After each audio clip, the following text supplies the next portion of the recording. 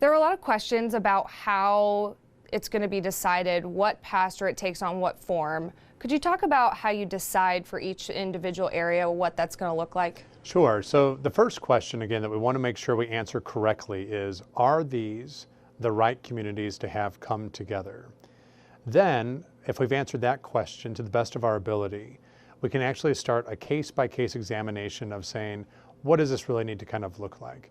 And so in some circumstances, as the models reveal, it might be that some parishes largely remain kind of as they are, but might have to adapt some of their ministries, mass schedules because of priest availability and collaboration in the greater community. In some other areas, it might be that you have two parishes that remain independent, but they have to now share a pastor and a parish team. In other areas, it might be that due to demographics, due to financial stability, those types of things that we might examine, should these parishes merge their resources into one reality so that they have long-term viability moving forward. But we can't answer those questions until we answer the first one correctly. So it really will be a question that we answer on a case-by-case basis, examining things like demographic shift, financial viability, and other circumstances in the greater St. Louis area that are also having an impact on our communities. A lot of the parishes that are kind of going to remain the same with one pastor, one pastoral team and staff, those are maybe the larger parishes that we see a lot of growth in. Is that how that works?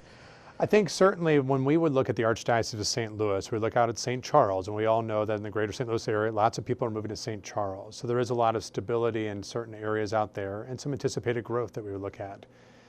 In other areas, we'd say it's a stable community, but it might not be as large or vibrant as it once was, and so maybe they won't have as many priests moving forward as they have. Whereas in other communities, we know that the communities have shrunk to the extent that we really do need to kind of bring them together and have them collaborate just to make sure that they have the pastoral care that they need, as well as some outreach in social justice and evangelization.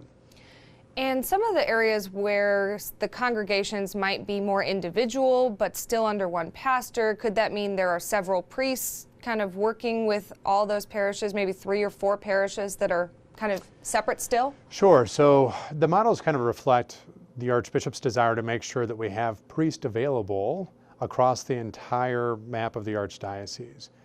So in some areas, we'll have multiple priests that are assigned to these pastorates because there's a good number of people. Again, our largest parishes have over 15,000 people that are in them.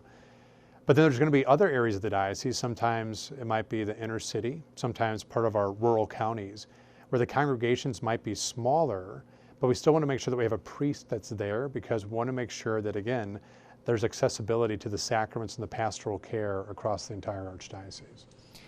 Is the driving and how long it takes you to get to your place of worship, is that a big factor in how this kind of comes together? Sure. So we looked at drive times, we looked at the distance between our churches, and you want to make sure that you're not placing an undue burden on people. Now, for people that live in the city and the county, they might think that an undue burden is more than 10 minutes. People that live in rural areas are already driving sometimes 20 minutes to get to church. And so we need to pay good attention to where's the happy medium that sometimes in circumstances we might be asking people to drive a few extra minutes. In other circumstances, it'll be the priest himself that's going to be asked to drive these distances so as to not be a burden on the people of God. For the congregations who remain largely individual and there's one pastor, would that mean less mass times and the pastor would just travel between each church? Is that kind of how that would work? We don't know exactly what the mass times are going to look like, but yes, so we would tell everybody that post-Pentecost, everything ministerially should be kind of evaluated for what is reasonable and strategic moving forward. And so that would include mass times and locations of masses, and should we be duplicating the exact mass times a couple miles away from each other, or perhaps 2 parishes with their pastors say, why don't we alternate our mass times so that we can make the sacraments even more accessible to people in this area? And for the areas where the churches might have to merge or some of them may have to close, how do you decide that? So that really becomes first, we ask, are these the right communities to come together? Then you do an evaluation of the demographics that currently exist in that community, the financial stability. Will this community be able to sustain itself long term? Then you'd start to say, based on those questions, maybe which of the churches, which of the facilities are best suited to serve the community of today moving forward. If at that time they would decide that they want to divest themselves of certain properties, then they could enter into conversation with the Office of Building and Real Estate, with our canon lawyers, with legal counsel.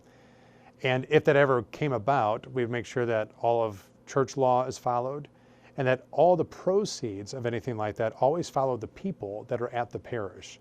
So it doesn't come to the archdiocese, it doesn't come to the archbishop himself, that in those circumstances, if that ever would occur, it would only be to benefit that faith community.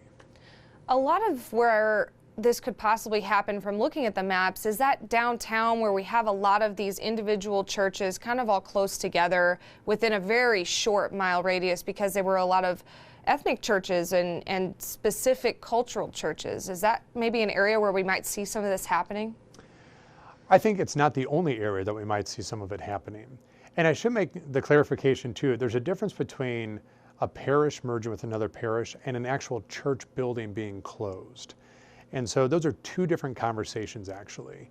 And so to bring two faith communities together is one question, but the church strives to sustain church buildings as long as feasibly possible, unless there's really like a grave cause to have to close that church building down. So that'll probably make a lot of brides to be happy when it comes to some of our beautiful churches that we have downtown St. Louis. There are no immediate recommendations right now to close a church or to sell a property. It really is first bringing communities together. And so I saw there were also some that would move to chapel status. I know there are a lot of them in that area that are in chapel status already. What does that mean? So a chapel, again, is a church that is set aside as a place for prayer, but would not have the expectation of necessarily having Mass celebrated in it every single Sunday. That would be what you'd expect at a parish church. So a chapel, again, is a place where people would have access to a sanctuary to go and to pray, to receive sometimes social outreach, but it wouldn't necessarily function on Sundays the way that a typical parish does. Okay, and transitioning some of those maybe more historic churches to chapel status, does that really help in keeping them open as that sanctuary space, and then also allowing parishioners to go to Mass maybe at a larger church in a bigger space? So the question around like a personal parish or a parish becoming a chapel, that only happens if there's already kind of a need for that to occur. So like the just cause of people have kind of already been moving out, and is it feasible to really kind of sustain pastoral ministry and keep the building open? So if it becomes a chapel, then you can say, well, can that faith community really kind of provide for the infrastructure of the building itself? And then what does it look like to have periodic Masses celebrated by priests in the area, but maybe there's not enough parishioners, so to speak, that warrant having a full-time priest assigned there? What does a personal parish mean? I know that there was some of that explained in the releases, but could you delve into that a little more?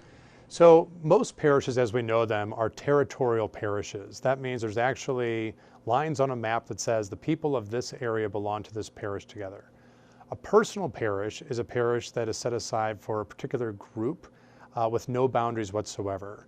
And more often than not, this is for some of our historical ethnic churches and communities.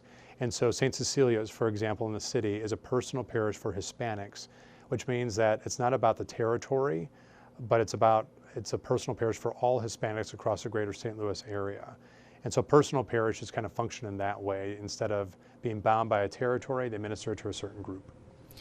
And for some of the areas where we have maybe some of the larger parishes, they're part of one pastorate, do you imagine that would be an area where they remain financially stable individually and then share that pastor, maybe another priest, associate pastor? So that certainly would be the presumption that if you look at some of the areas where you could expect growth in the future, or there's already kind of large communities coming together, but priest availability dictates that we need to be more strategic, that's where you could probably presume that the first thought would be maintaining two individual parishes, but having to share a pastoral team with each other. I think some people may think merging is closing. Is there anything else you could say to reassure someone that, you know, they're not going to be necessarily devastated by merging with another community? Sure. The one thing that I would say is that there's change on the horizon for everybody in the Archdiocese post All Things New. That could be what your Sunday Mass schedule looks like. That could be where Mass is being celebrated. It could be looking at new collaboratives that we're trying to bring about. And it could be that the church that you currently go to Mass in at the time that you currently go to may not be the same anymore. And I understand that that's difficult and there's going to be a grieving process with all of that. But what we really hope is that because we're doing this, that we're creating stable worshiping communities that have new opportunities for evangelization and social outreach. And so will it be as dramatic as people thought? In some areas, no, but in some areas, yes. And so it really depends on what area of the Archdiocese that you live in. And only after, again, we've done the case-by-case evaluations do we know exactly what it's going to look like for each individual. And this is almost pretty much cutting it in half, right? If we in terms of parishes versus pastorates, right? It's 88 pastorates? So right, so currently we have 178 parishes in the Archdiocese of St. Louis, and we're looking at 88 pastorates. But as you look at the maps, again, we haven't had any discussions about which church buildings remain open. So one pastorate could be celebrating Mass at multiple churches on a weekend. And so when you talk about the number of churches that we're using, that's different than the number of pastorates we have. So we'll have more churches than pastorates. We'll have 88 pastorates, but those could have 120 churches that are used on Sunday. In the end of all of this, is there still a possibility we may have to close some church buildings?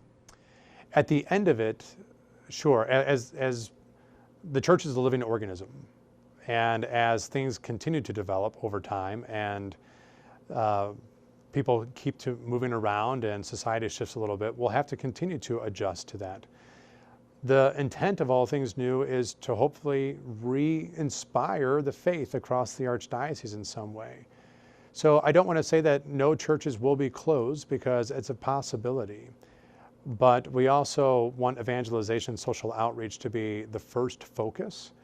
And I think as we look at parishes coming together, if there is a current campus that is no longer being used in the same way, the first question we would ask ourselves is, how can we repurpose this for evangelization or social outreach so that we can maintain a vibrant Catholic presence in this neighborhood?